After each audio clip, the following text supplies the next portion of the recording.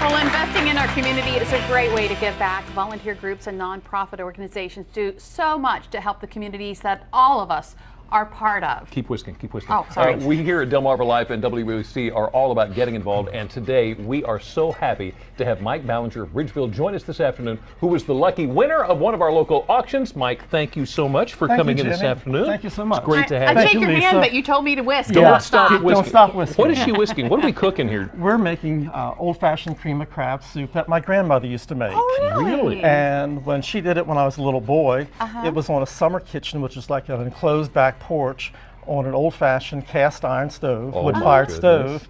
But she used a pan that was larger with higher sides, because she had probably picked like 3 to 4 pounds of crab meat just for this the day before, made her own chicken stock, and what goes into this homemade? We start off with butter, about 3½ heaping tablespoons of butter, and I use like the Amish butter because it's a little bit sweet. Right. Okay. You melt that down. Then I use a little bit of like Wonder flour, which grabs the butter. Right. And then half, Old Bay well, chicken broth. then we go for the chicken broth. Okay. Right. And that heats up together. Then we add the Old Bay. And then we add the half and half or the heavy cream or both. My grandmother only used heavy cream straight from the cow. Oh my goodness. Straight from the cow. Straight You should have seen the cow standing over the... No. Not exactly. No. Okay, so you But it was close. So what do you have in here that you have me whisking? We have all of those current ingredients, except for the sherry and the crab meat. Which you left with Jimmy. I left with Jimmy. There was what happened? That was a full bottle. I know, there was more in the bottle when we started. Jimmy, about a quarter cup goes in. Quarter cup. About a quarter of a How cup. many glugs is that? I can do glugs. Well, a little bit more. A little bit more? Yeah. A little more glug. There you go. Another glug? That was a good. That's good. Okay. You can never add too much. Okay.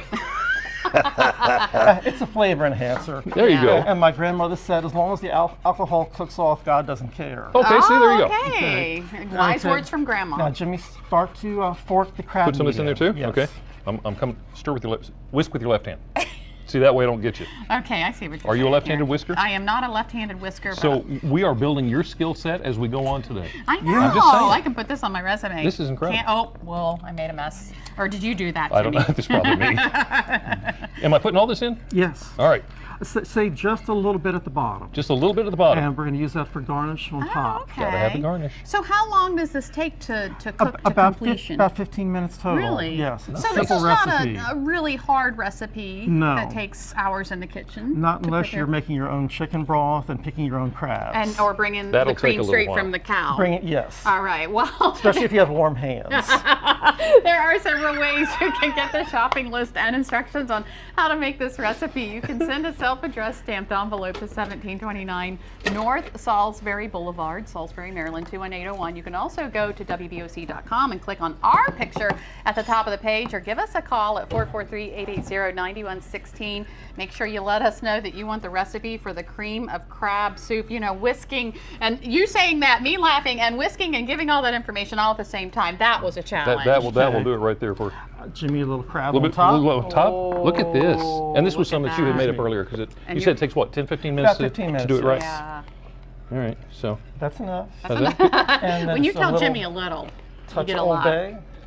Okay. See, I'd have taken the lid off. Here, and can you stuff. whisk this while I whisk. taste? You go ahead and All taste. right. Okay, I'm going to come over Whisking here. and tasting. Whisking and tasting. Here we go. Oh, I've been waiting for this all day. We walked into the studio and smelled this like it's going to be a good day today. Oh And? my goodness.